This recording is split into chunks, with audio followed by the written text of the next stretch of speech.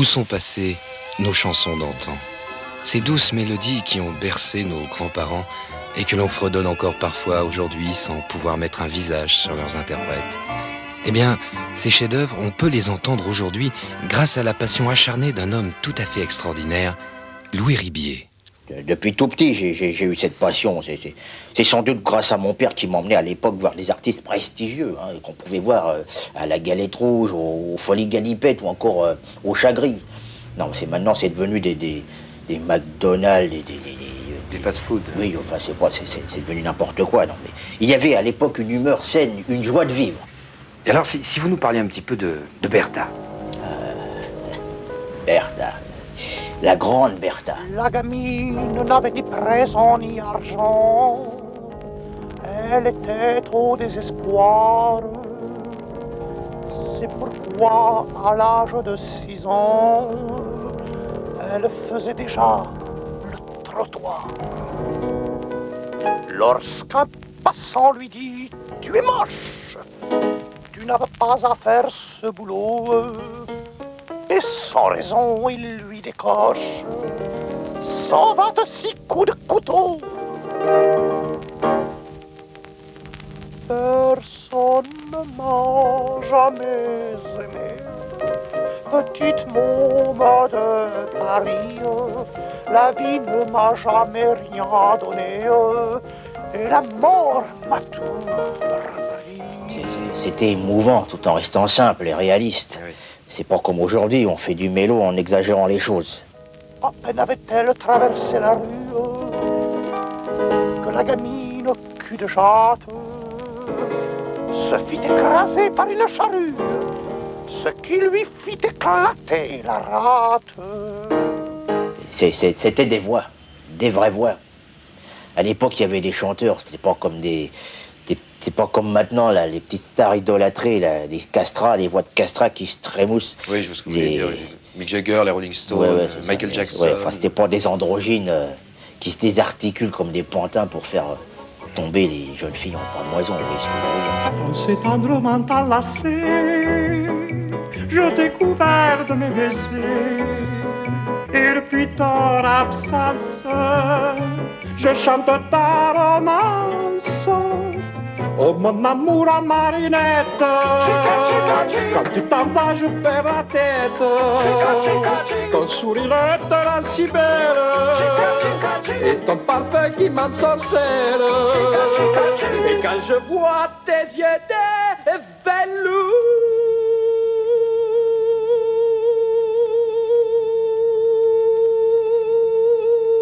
oh ben ça c'était des voix.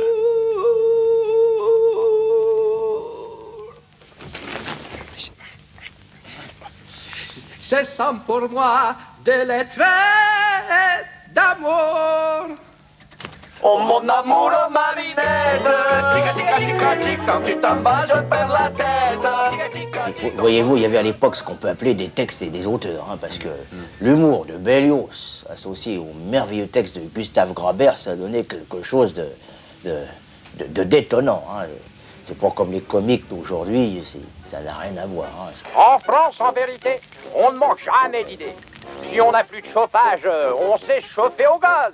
Et on se prend pour dîner un bon plat de flageolet. Et ça fait du bien. Et même si, ça embête le voisin. C'est vrai que dans notre nation, on manque pas d'invention. Quand on n'a plus de musique, surtout pas de panique. On se fait un vrai festin d'un bon plat de musiciens. Et ça fait du bien. Et même si, ça embête le voisin. Paraît qu'à l'étranger, dès qu'ils sont constipés, ils vont chez le docteur. Ah, mon Dieu, quelle erreur! Pour se déboucher le tuyau, rien de tel qu'un plat de feuilles, ça fait du bien. Mais laissez-moi vous dire une chose. Hein. À l'époque, on n'avait pas des chansons anglaises, hein, enfin des chansons étrangères. On avait des artistes bien français, hein, des artistes bien de chez nous, pas des... J'ai deux amours, mon pays est Paris, pareil toujours, mon cœur est ravi, ma savane est belle, mais à quoi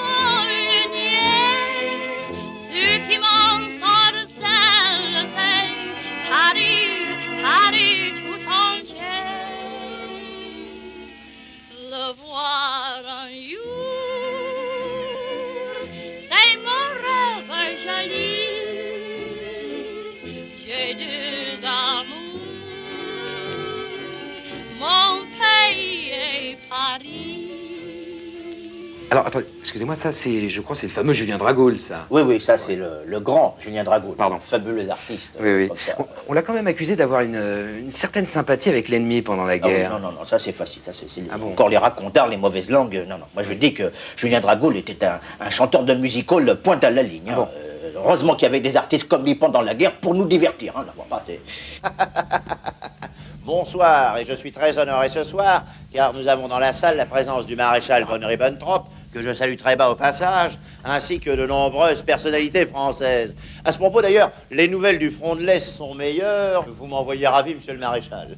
Et tout de suite, pour commencer ce nouvel an 1943, nous allons commencer par une petite chanson qui va nous mettre dans l'ambiance. Alors, tout de suite, maestro. Monsieur l'Allemand, vous êtes ici chez vous, on peut serrer la main, oui car après tout, on est cousins germains. Vous voulez l'Alsace, que voulez-vous que j'y fasse? Vous voulez la Lorraine, ça c'est pas mon problème. Ça fait pas de mal, ma foi, de marcher au pas de loi, pas comme ces abrutis qui se planquent dans le maquis. Ça fait pas de mal, ma foi, de marcher au pas de loi. Qui c'est qui mange notre pain? Faut dire bien que c'est le Lioupin. Allez tous ensemble, ça fait pas de mal, ma foi, de marcher au pas de loi, pas comme ces abrutis qui se planquent dans le maquis. Ça fait pas de mal, ma foi. Bon, il a peut-être fait quelques petites concessions. Mais ce que les mauvaises langues oublient de dire, c'est que Julien Dragul s'est engagé pour une France libre. Ah bon? Oui, la France de la résistance, dès 1946. Dehors les boches, dehors les boches, retournez-en chez vous, on est ici chez nous. Je vous le dis en face, vive la liberté. Plutôt que de vivre en lâche, je préfère mourir français, je préfère mourir al français. En tout cas, je peux vous dire qu'à l'époque, on savait vivre. On savait s'amuser. La tête roulant dans le caniveau, séparée de son corps en charpille. Et que les soi-disant comiques d'aujourd'hui, ils ont rien inventé.